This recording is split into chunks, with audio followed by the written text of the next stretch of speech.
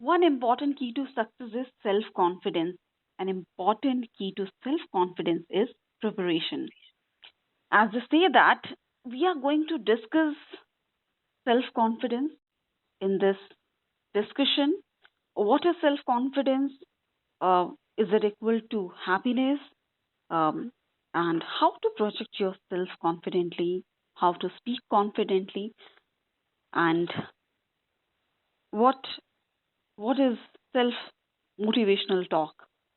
To discuss all this, I have a very special guest with me. I have Meenu Arora, who is a counseling psychologist. A very warm welcome to you, Meenu Arora, to our show. Thank you. Thank you, Purnima. As we are doing this show, so first of all, I would like to ask you that what does confidence mean? See, as far as confidence means, it's a kind of um, attitude, attitude towards life, attitude towards your own self, attitude about your own skills and abilities, whether you trust yourself, whether you feel that you have a control in your life. The moment you feel you have a control over your life, you know that what are your strengths and weaknesses, you start perceiving yourself in a positive way, and that is the self confidence. And if we talk about instilling self confidence in us, is it uh, is it inborn or it is something you acquire over a period of time? See, no child is born with the with self confidence, and in fact no child is born with the concept of self also. So, as the child grows up and as he starts interacting with people, as he starts getting feedback from the parents, from teachers, as he has his own experiences, that whether whenever he took up a task, whether he was able to achieve the success in that or not, those small, small things, small, small experiences instill confidence in the child. Sometimes even if the child is trying his best to work according to his abilities, many times parents say that, oh, this is not enough, you are capable of doing much, much better. Or they start, if the child faces a little failure, then they say that, oh, you cannot do this much also. Or the friend circle says, that you are not able to do this much also. So then even if the child has the ability, even if the child is trying to believe in himself, but if the experience is negative, then the Yes, child starts yes. thinking in a negative way. So there So can be external factors which could affect your confidence level. So whenever there is situation like this, so how one should motivate himself or herself, and what self motivational talk you would suggest to people in this situation, in such a situation?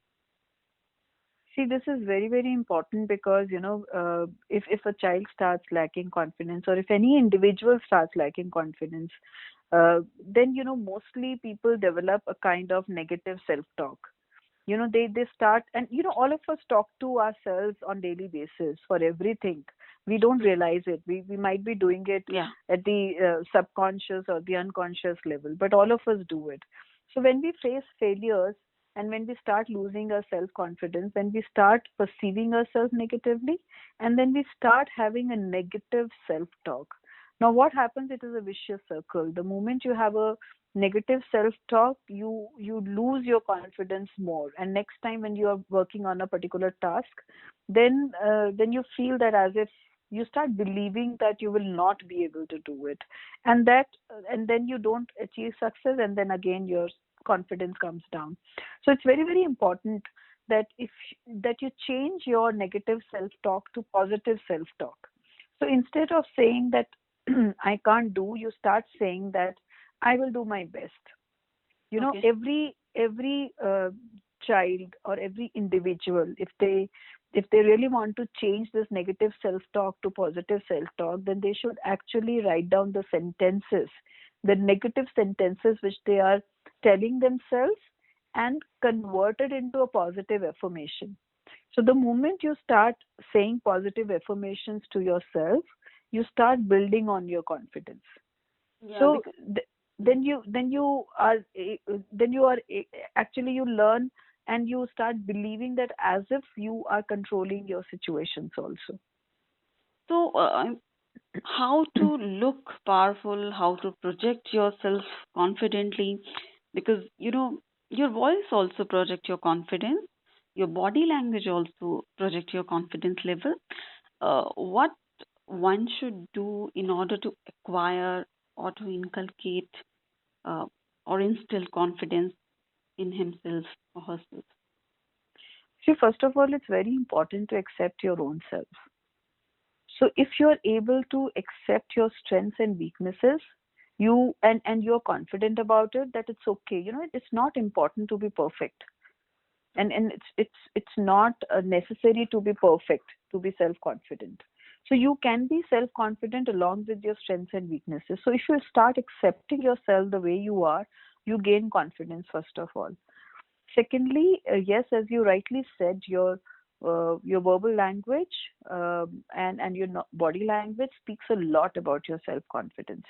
So the way you are talking, whether you are emphasizing on every word what you're speaking, or you are not very confident about even the words which you are speaking. So, if you're confident about your thoughts, if you're confident about your strengths and weaknesses, they will automatically be the pitch of voice, your tone of voice will automatically reflect a confidence level, because you are confident about your own belief system, right? And secondly, as far as body language is concerned, yes, um, especially when you are meeting somebody in a social situation, whether you are sitting straight, whether you are standing straight, the confidence with which you are shaking hands with the other person, even the handshake tells a lot about your confidence. Um how are you maintaining your eye contact with the other person when you're talking?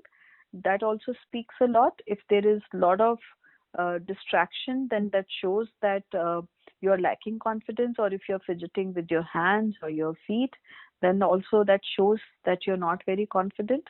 So, especially in social situations, if you want to show or portray a very confident personality, then we should stand straight on both the feet. We should look into the eyes of the other person while talking. We should dress up very confidently. If you are not dress up decently or in a shabby clothes, then or your hairstyle is very shabby, that also shows as if you are not confident person. Okay. So, because, if you are a student or you have, graduated to become a professional, uh, but, you need confidence to get success in life, to become successful, you need to be a confident person. And uh, is there something, would you suggest that one should uh, make somebody a role model, or you should have a role model whom you can emulate and, get guidance from? See, there's a very personal choice if you want to have a role model, because I personally believe that there are many role models available in the social media and otherwise in the industry.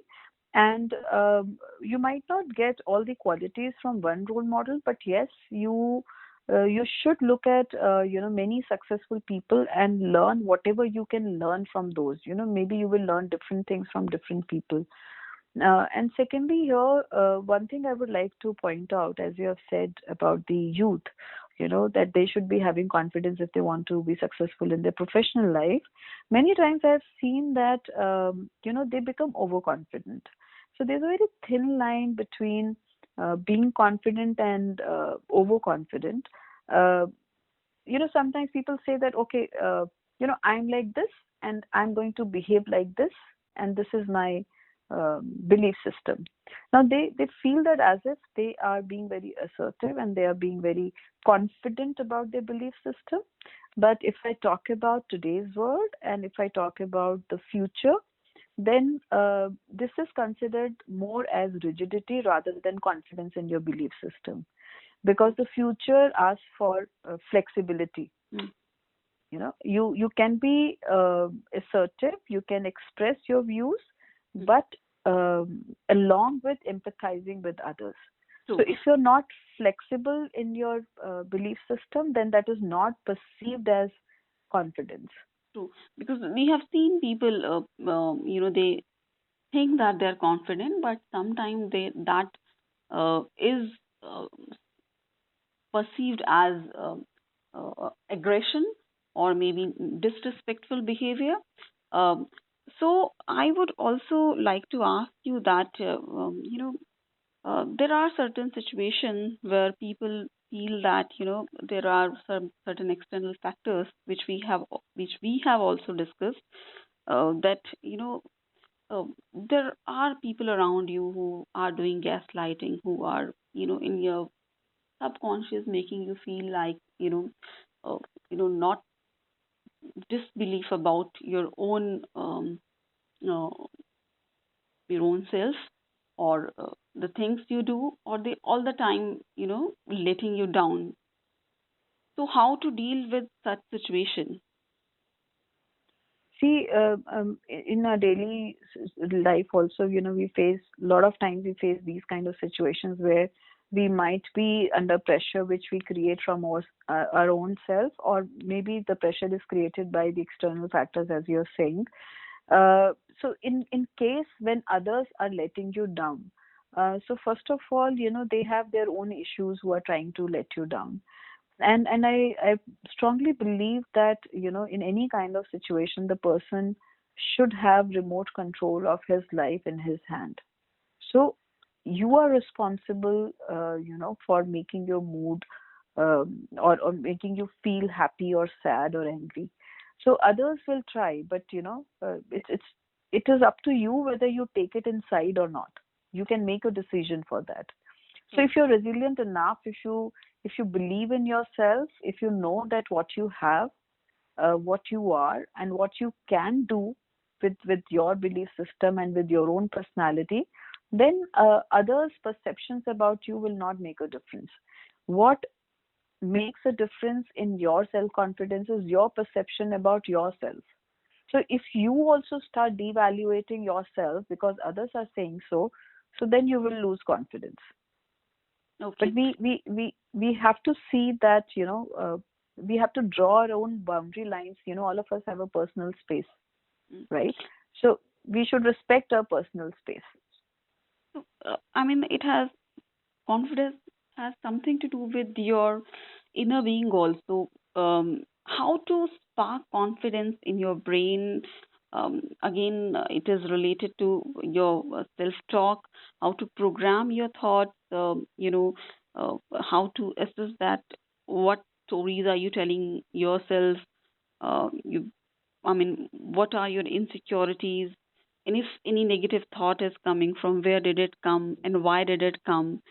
And and and you have to introspect that. Are you letting them you know hang around in your head, or how one should be dealing with the subconscious mind? See, the very fact that subconscious plays a very very important role, um, that is a message for us that we should try to control our subconscious mind. Now, as far as inner being is concerned, the moment you accept yourself along with the strengths and weaknesses, your inner being is in a healthy position, because you accept yourself, so others will start accepting you. Now, like you Yeah. said, that have to enhance that particular thought, or have to enhance the power of your subconscious mind. Now, subconscious mind plays a very, very important role. So whatever is imprinted in your subconscious mind, your brain consciously, unconsciously starts working towards it. So it is exactly like when you're walking towards your house, we don't look at the address of our house. We don't even think that whether I'm entering my own house or not, because the direction is already there in the subconscious mind. Yeah. And you tend to enter your own house only, because everything is playing around in the subconscious mind. So in your subconscious mind, if you have accepted yourself, if you know that it's not important to be perfect all the time, I know my limitation and it's okay. It's okay to have a limitation. Your subconscious mind power, gives you the power to look at the positive side of any situation, any negative situation, or a positive side of any negative person. Because then you are feeding only positivity in your mind. Yeah, so you need to feed positivity in your mind, instill confidence in you. It's your responsibility somehow. Yes, there has to be some self motivational talk, and we need to accept ourselves as we are. Uh, And also it is very important to count your blessings. You know, True. we are always worried about the missing part of our life. We call it as missing syndrome. You know, we are more worried about what we are missing rather than what we have, Because and that lowers down our confidence. yeah, so we should respect what we have, what we are, and as we say that, when you accept yourself, that leads to happiness. And as a concluding line, if you would like to say something on happiness, is it equal to confidence, and how confidence leads to a successful life? Confidence definitely leads to happiness. And of course, if you're confident enough, you will be able to realize your dreams. So for this, it's very very important that you visualize an image of a confident person in your mind, because that helps a lot. You know what kind of self image you are forming about your own self. So that helps a lot in building up your confidence and in achieving your goals. And once you start evaluating yourself for the bigger goals, you might feel frustrated. So have, small goals and see yourself, imagine yourself as a confident person achieving those goals. That will definitely give you happiness. And once it gives you happiness, you're more motivated to work further to achieve your final goal. So again, then it starts working in a vicious circle, and then you create that positive aura around you. Okay. Thank you so much, Meenu Arora, counseling psychologist, for talking to us and sharing your views for our listeners about confidence, how one can gain confidence, and how can it is helpful for students also for the professionals, as you suggested that visualize your confident image in your heart, because that leads to your subconscious mind time and again if you do it. And small goals one should set, and then once you achieve those small goals, you can probably achieve the bigger goals too. Yes, yes. So, so thank you so much for talking to Thank SQ you. Radio and sharing your views. It's been a pleasure talking to you. Thank you. Thank you. Thank you.